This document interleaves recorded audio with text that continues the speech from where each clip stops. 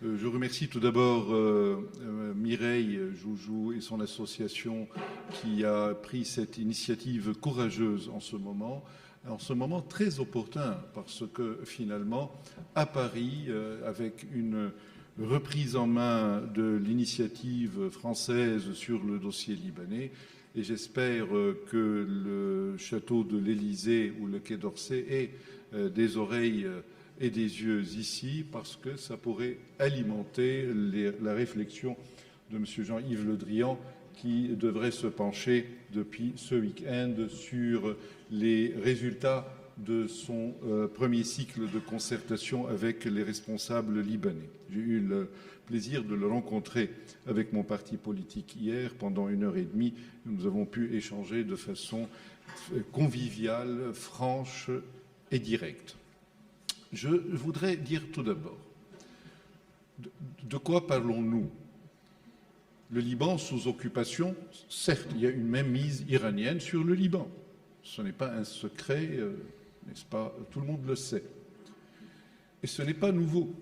Déjà, depuis 2007, 2008, 2009, nous avons commencé à dire tout cela et nous avons pu écrire et déclarer que exister, c'est résister.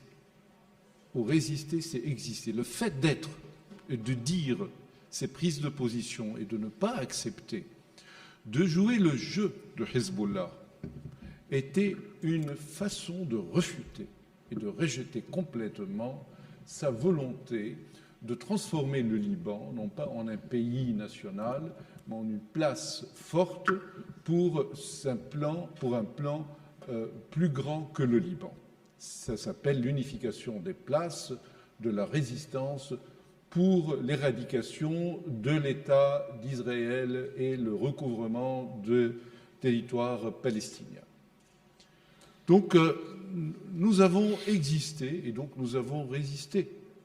Et c'est une voie, mais c'est une voie qui nécessite beaucoup. À quel coût?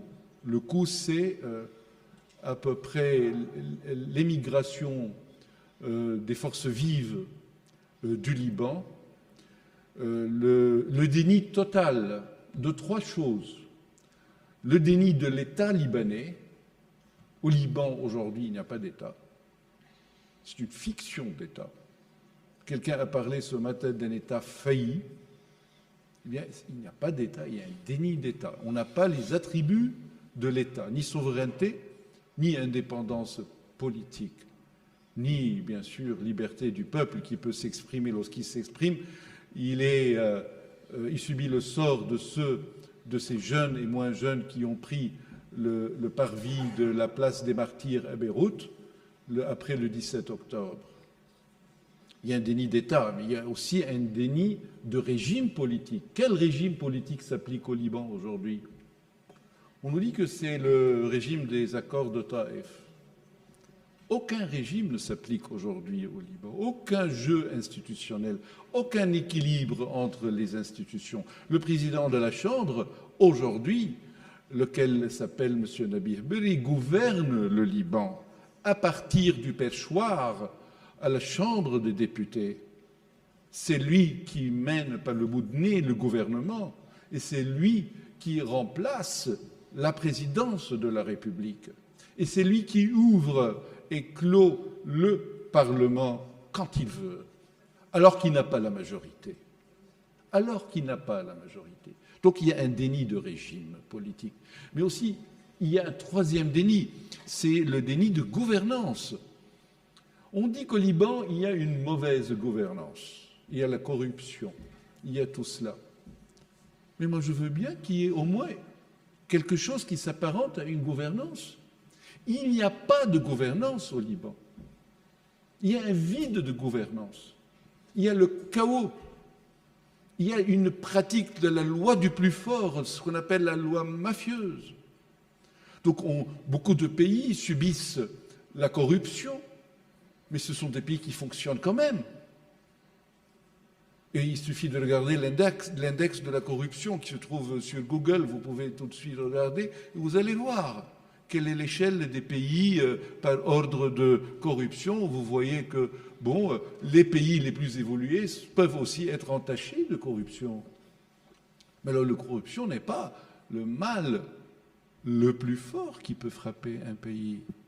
C'est la conjugaison de ces trois dénis qui peut frapper un pays, comme frapper le Liban, qui va faire que le peuple libanais déserte son pays et que l'État libanais devienne un État failli et que le régime politique a tout sauf d'un système qui fonctionne. Donc, cette configuration que nous constatons, on essaye souvent de lui trouver, ou de trouver à chaque niveau de déni, une solution qui ne convient pas, qui convient à un autre niveau d'analyse. C'est-à-dire comme si pour régler le déni d'État, on veut lutter contre la corruption. C'est deux choses différentes. On règle la question de gouvernance avec la lutte contre la corruption.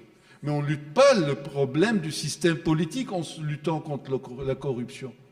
C'est vrai que, de la même façon, quand il s'agit des dénis de souveraineté, donc d'État, ce n'est pas en luttant contre la corruption qu'on va finir par restaurer ou recouvrer l'État. Il faudrait avoir une approche holistique, certes, mais aussi, à chaque niveau d'analyse, il faut trouver les remèdes qui conviennent. Et de là, quand on parle du problème de la neutralité du Liban, tout le monde convient. Tout le monde. Si on pose la question aux Libanais, que pensez-vous de la neutralité?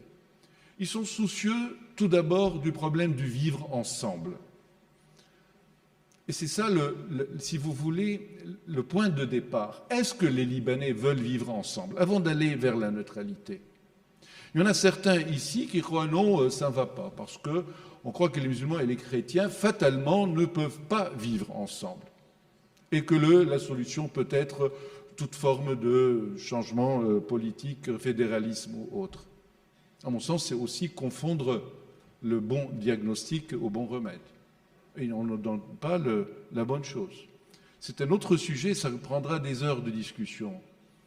Moi, je crois que après le 14 mars 2005, lorsqu'il y a 10 millions qui ont été dans la rue pour dire que nous refusons la tutelle syrienne au Liban et nous voudrions le vivre ensemble, on peut l'organiser, ce vivre ensemble.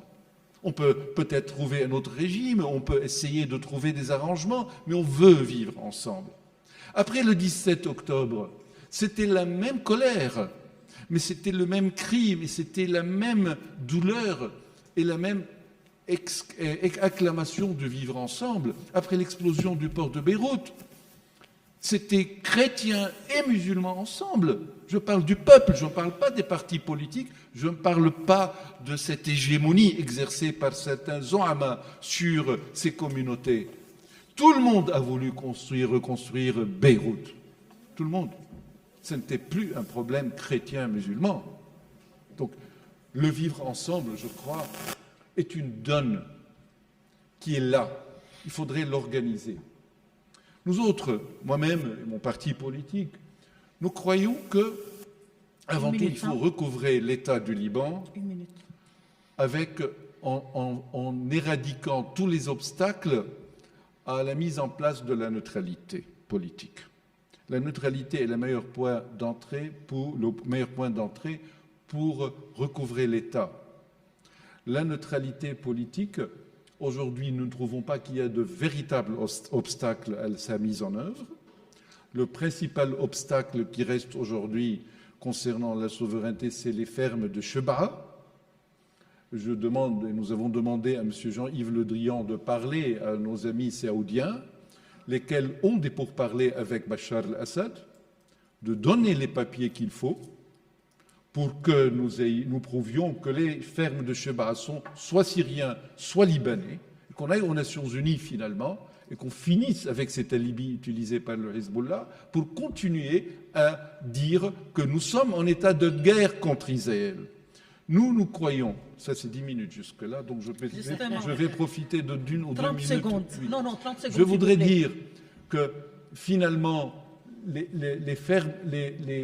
si le Hezbollah au Liban va continuer à dire que je ne veux pas redonner les armes à l'État libanais, il n'y aura pas d'État, il n'y aura pas de régime politique, il n'y aura pas de vivre ensemble, il n'y aura rien au Liban, ni de gouvernance, ni de quoi que ce soit, et la présidence de la République n'aura aucune signification. Nous autres, nous demandons, et j'aime bien qu'ici, on parle une fois de la présidence de la République, nous croyons qu'avoir un président de la République libanaise de sitôt capable de parler au Hezbollah et à la communauté internationale, aux amis du Liban, pour leur dire finalement, il faut, avant d'aller sur des plans divers et variés, il faudrait rétablir l'État libanais sur cette base de la volonté de vivre ensemble. Ensuite, nous avons le temps, nous avons tout le temps de trouver comment nous allons nous organiser. Mais je ne crois pas qu'il y a de fatalité au Liban d'aller à gauche ou à droite. La seule fatalité qui s'impose à nous, c'est de trouver toujours un intérêt commun de vivre nos valeurs partagées. Je vous demande de réfléchir à cela. Un intérêt commun de vivre nos valeurs partagées. Une valeur, quelle qu'elle soit, divine ou terrienne, quelle qu'elle soit, si elle n'est pas portée par des intérêts, elle ne survivra pas. Merci beaucoup, Monsieur Saïr. Je m'appelle Marc Molhos, je viens juste de finir mon Master 2 à Paris 1 Panthéon-Sorbonne, je suis étudiant-chercheur. J'ai juste une petite remarque puis une question pour Monsieur Saïr. Tout d'abord, j'aime beaucoup la dialectique qui pose la solution onusienne et la question de comment vous avez appelé ça, l'occupation iranienne. Je pense qu'on est tous d'accord pour dire qu'il y a une mainmise iranienne. Je remercie M. Saïr d'avoir reprécisé le terme sans vouloir contredire les autres intervenants. Oui, nous sommes d'accord, il y a une mainmise iranienne. Je ne suis pas d'accord pour dire qu'il y a une occupation iranienne. Je pense qu'il faut, plus loin, je pense qu'il faut commencer à voir la réalité en face. Il y a une partie des Libanais qui adhèrent à un projet iranien, oui, mais l'Iran n'a pas de troupes au Liban. Nous ne sommes pas sous occupation. Il y a une partie des Libanais qui prend délibérément le choix de s'opposer à l'État et ne laisse pas l'État exister au Liban. Ma question, en toute bonne foi, vous dites qu'il faut remettre l'État sur pied et puis penser à comment gérer le vivre ensemble.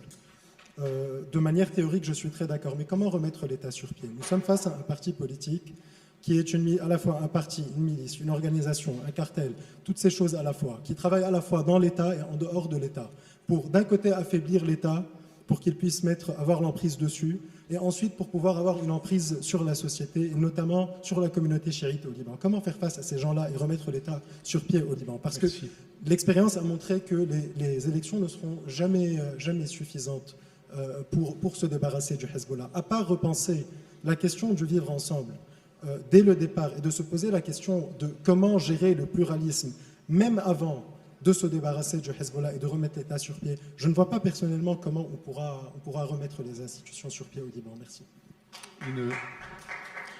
Oui, Monsieur Saïr. Vous voulez enchaîner sur la même question? Non, c'est une autre question. Je vous laisse répondre. Non, un par un, s'il vous plaît. Je vous en prie, monsieur. Je peux répondre? Bien sûr. Merci. Parce qu'il y a l'autorité ferme que je respecte par ailleurs. Écoutez, en droit, puisque vous êtes étudiant en droit, on comprend très bien ce que sont les attributs de l'État, n'est-ce pas? Donc il faudrait que vous ayez un territoire, avant tout, doté de frontières, respectées, n'est-ce pas? Au Liban, on a un territoire mal défini, avec des frontières qui ne sont pas respectées, qui ne sont pas démarquées par ailleurs. Déjà, il faut commencer par là, déterminer le champ d'application de la volonté populaire. Le vivre ensemble doit être projeté sur une surface territoriale claire, n'est-ce pas? La souveraineté nationale, la souveraineté. Bon, la souveraineté avec le contrôle du territoire. Vous ne pouvez pas réfléchir à un renouveau du régime politique si le partenaire qui se trouve en face de vous a le revolver à la main. et s'il va vous prendre en otage. Nous faisons au Parlement libanais un acte d'existence et de résistance énorme, énorme, lorsque malgré les menaces qui nous sont directement conférées, eh bien je vous assure qu'il y a beaucoup qui disent ce qu'ils veulent, mais j'appartiens à un parti politique qui a payé aux frais d'assassinat politique, n'est-ce pas, le prix du sang, avec le prix du sang, la voie de la liberté. Il n'est pas donné à tout député de devenir un héros et donc un projet de martyr, n'est-ce pas? Donc il faut commencer par la libération de cet État, de lui donner, n'est-ce pas? Et là, vous allez me dire comment? Et là, moi personnellement, je souscris à l'idée qu'il s'agit, le Liban est une nécessité, est un besoin international, pas seulement pour son peuple. Et c'est ce que nous avons dit à Jean-Yves Le Drian hier, et nous allons continuer à le dire à Paris, dans les journaux, dans la presse et partout. Il incombe aux amis du Liban d'internationaliser effectivement la question libanaise.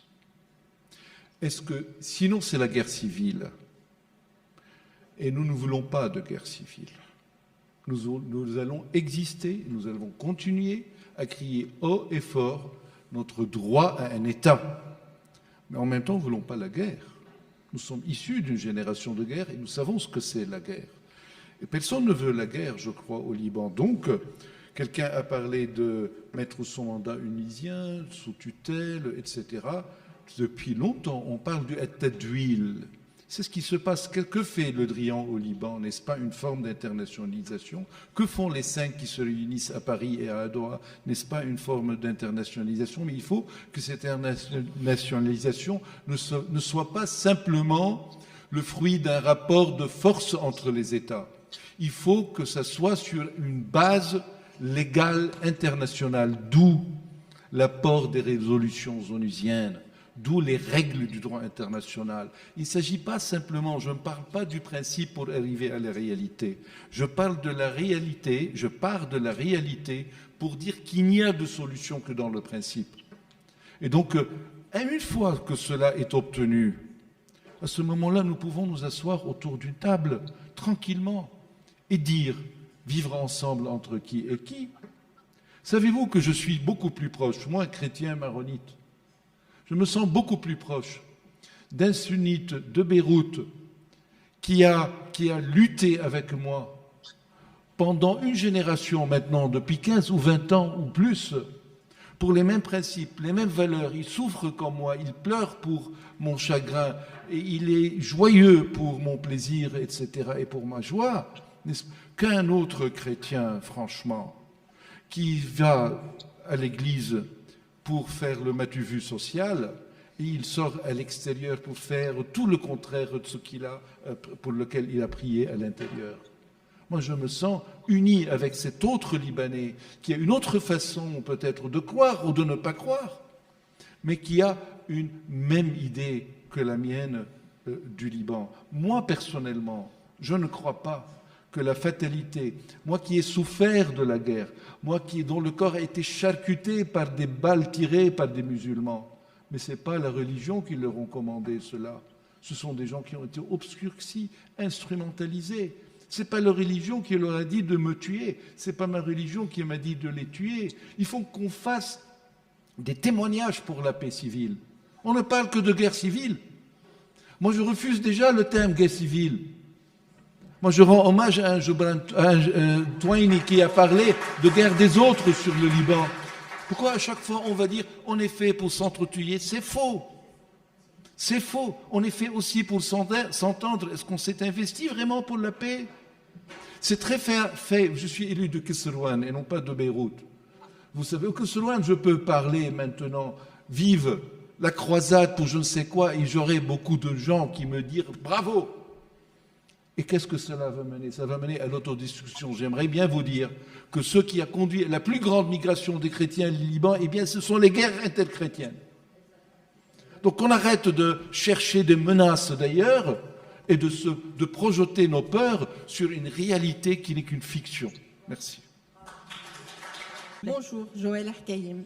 Moi, j'ai deux questions à Dr Salim Saïr. Est-ce que vous partagez l'avis de certains qui disent que nous vivons déjà dans une fédération déguisée au Liban?